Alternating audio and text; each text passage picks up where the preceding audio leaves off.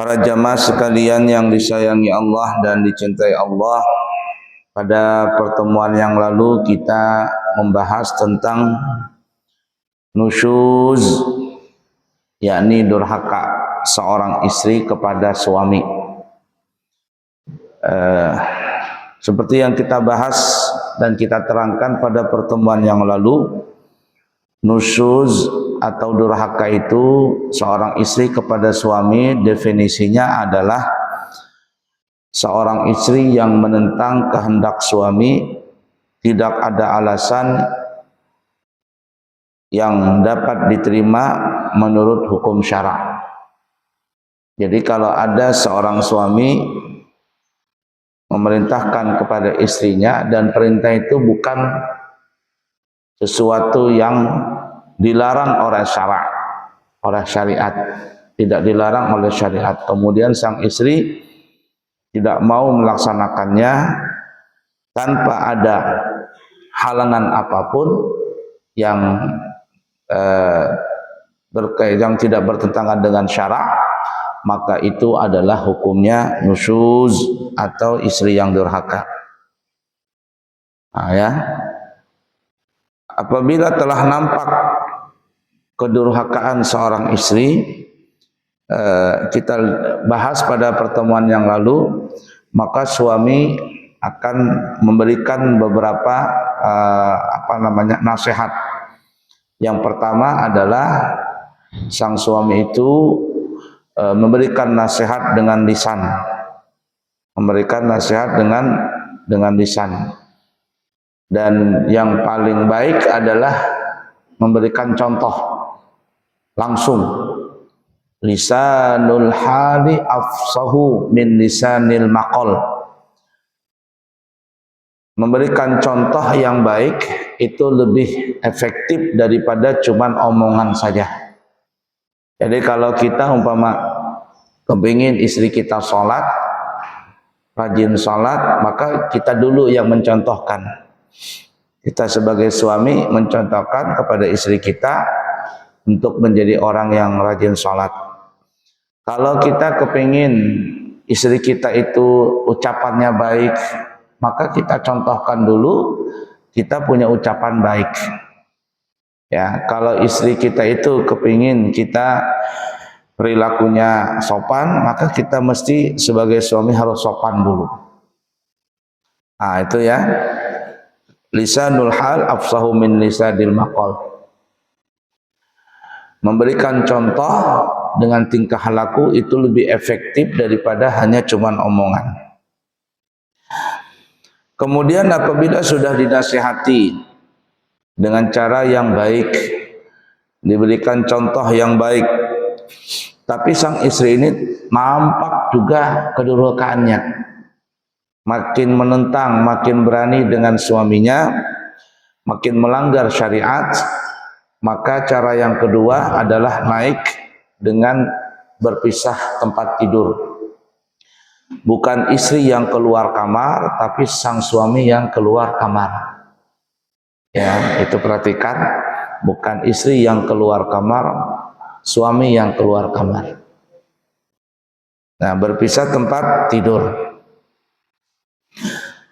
Artinya dalam masalah itu sang suami tidak menegur umpama sang suami yang keluar kamar.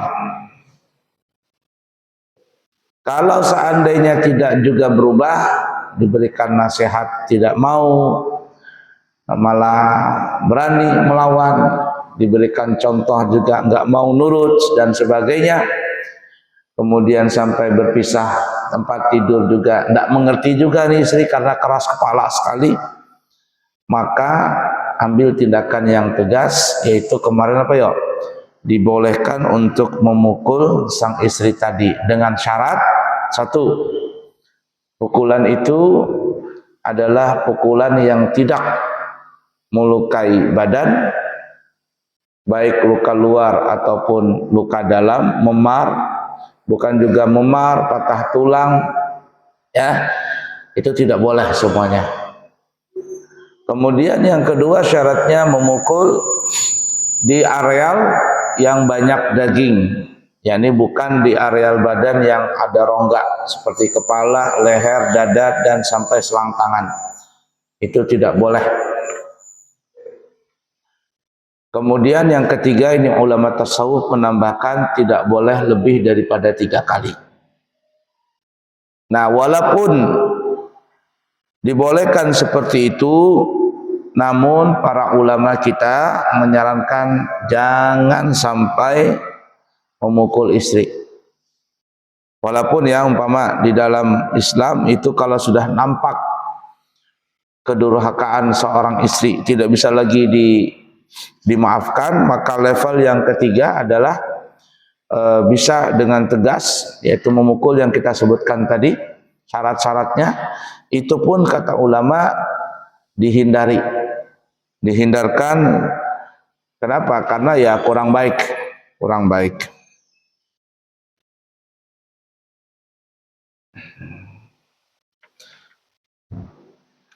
Nah, adapun dalil yang kita sebutkan kemarin adalah dalam surah An-Nisa ayat 34. Wallati takhafuna nushuzahunna fa'idhuhunna wahjuruhunna fil madaji'i wadribuhunna.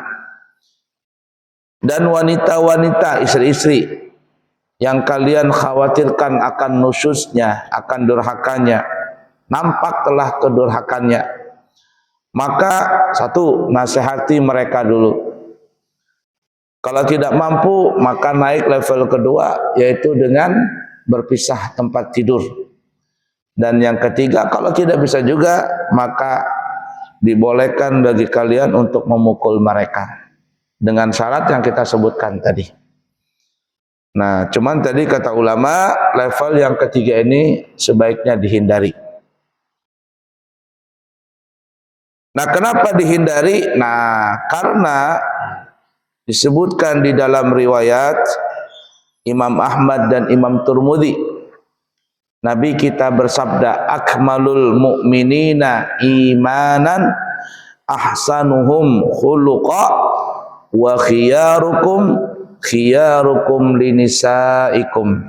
Jar Nabi, paling sempurnanya imannya seorang yang beriman, ya, seorang mukmin yang paling sempurna imannya adalah mereka yang paling baik akhlaknya, yang paling baik tingkah lakunya, yang paling baik semuanya, ucapannya, tingkah lakunya paling baiklah, ya.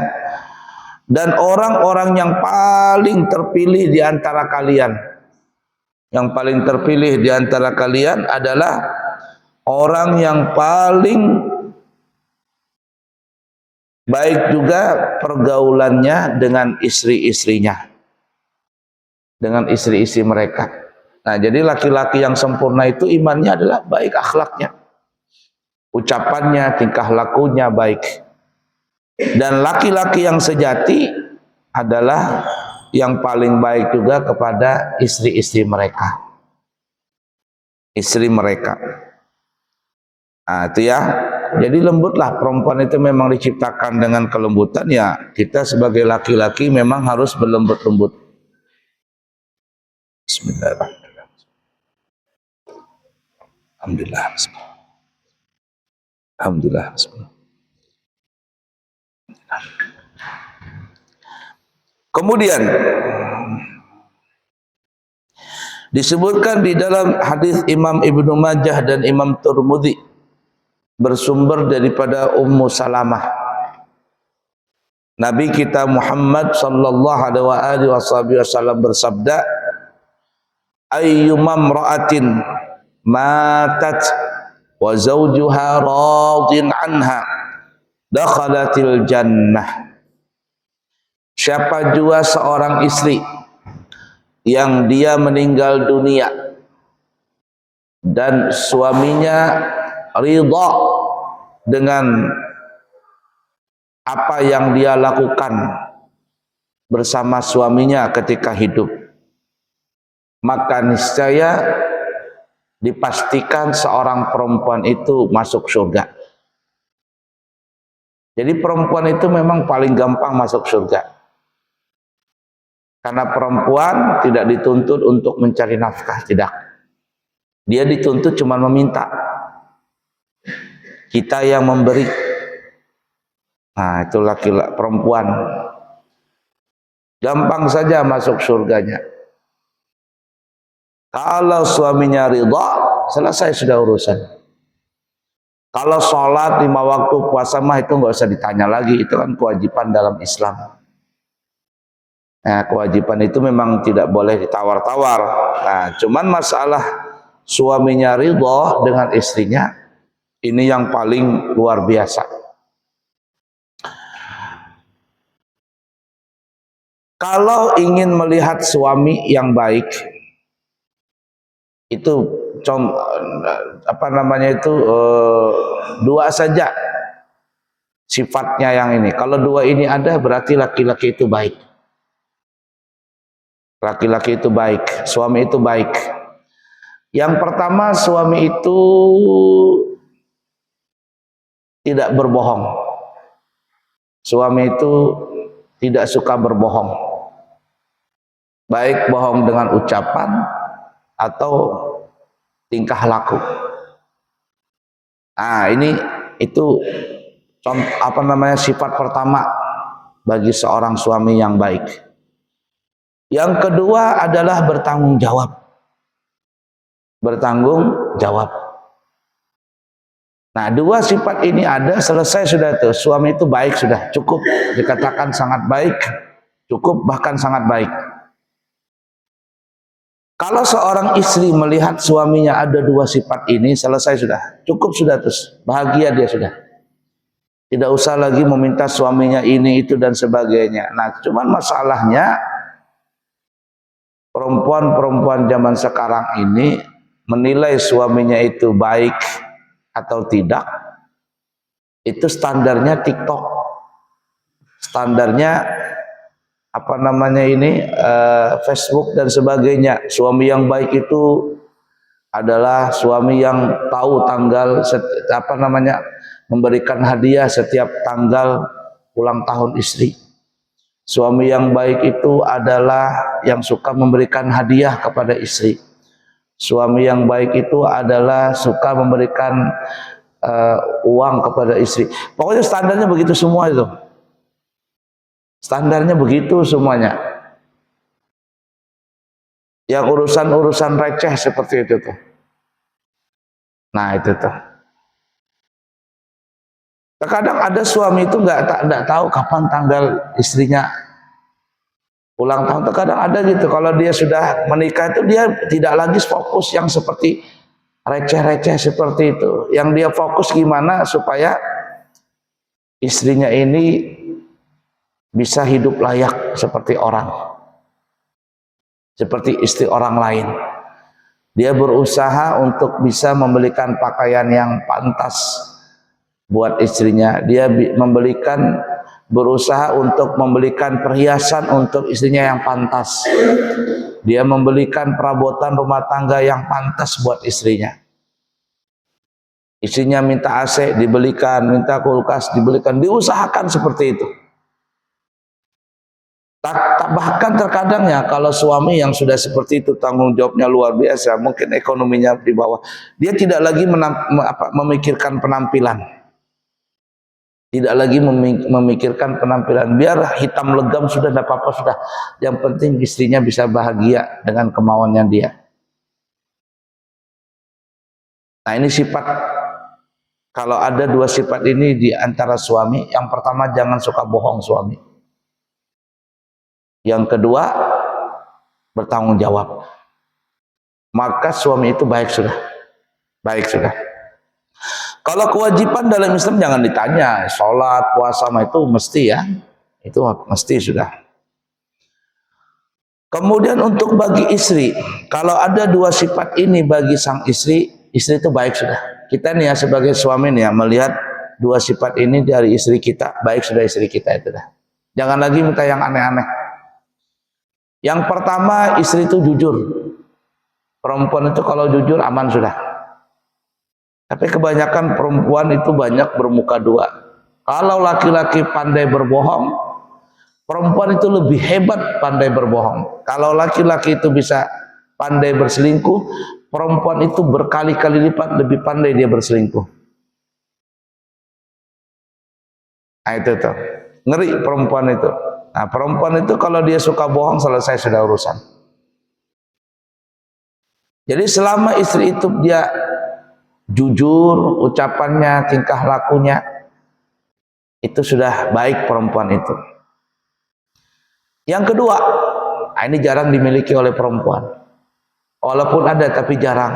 Apa itu? Seorang perempuan, seorang istri itu suka meminta maaf dengan suaminya. Suka minta maaf dengan suaminya. Tapi dalam kehidupan, siapa yang suka minta maaf? Suami.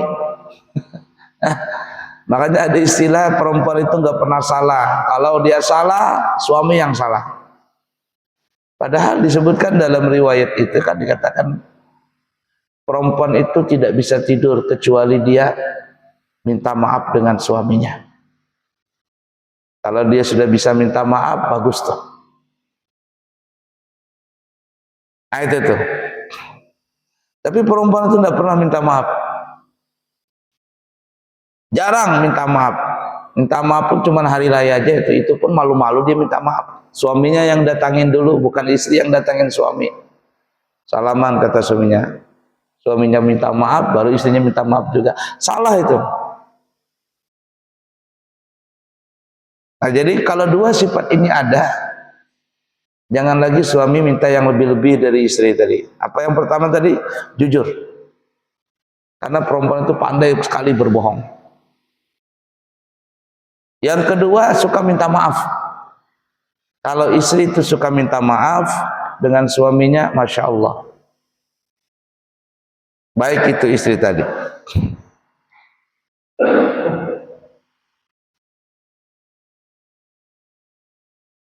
Nah, intinya kita sebagai suami, berikanlah contoh dulu kepada istri kita. Yang baik dari segi ucapan, tingkah laku, dan seterusnya. Dua sifat yang kita sebutkan tadi, jangan berbohong, dan yang kedua tanggung jawab yang besar kepada istri kita. Kita berikan contoh ini, maka istri kita dia akan berubah juga. Dia tidak pandai berbohong, dia tidak mau berbohong, dan dia akan meminta maaf kalau dia ada salah. Kalau dia ada salah, minta maaf. Tapi kalau dia tidak ada salah, maka dia akan berterima kasih. Selalu berterima kasih kepada kita.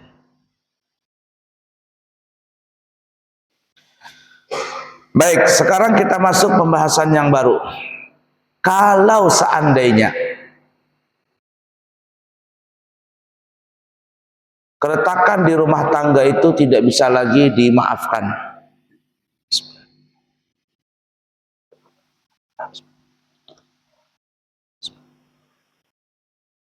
Tidak bisa lagi diperbaikin. Sudah betul-betul mentok dah. Sudah betul-betul mentok nih. Maka jalan terakhir untuk menuju kebaikan diantaranya adalah at-talaq. Bercerai. Yang kita tadi bahas ya, nusyud itu durhaka tadi, bukan berarti kalau istri durhaka langsung dicerai. Tidak, bukan begitu. Dinasehatin dulu. Kenapa? Karena bisa saja di balik kekurangan istri itu ada kebaikannya. Di balik kekurangan istri itu ada kebaikannya. Begitu juga suami, di kekurangan suami itu ada baiknya. Dan semuanya orang itu jelek, pasti ada sisi baiknya. Nah suami itu pandang sisi baik istri tadi, jangan mandang sisi jeleknya aja. Begitu juga sang istri, pandang sisi baiknya suami, jangan mandang sisi jeleknya saja. Dan jangan suka membanding-bandingkan. Kalau suka membanding-bandingkan, itu istri orang tuh begini, nah kamu kapan seperti itu? Selesai sudah dia. Paling gak suka dibanding-bandingkan. Laki-laki juga begitu, nggak suka istri itu membanding-bandingkan dengan laki-laki lain. apalagi nyebut mantannya.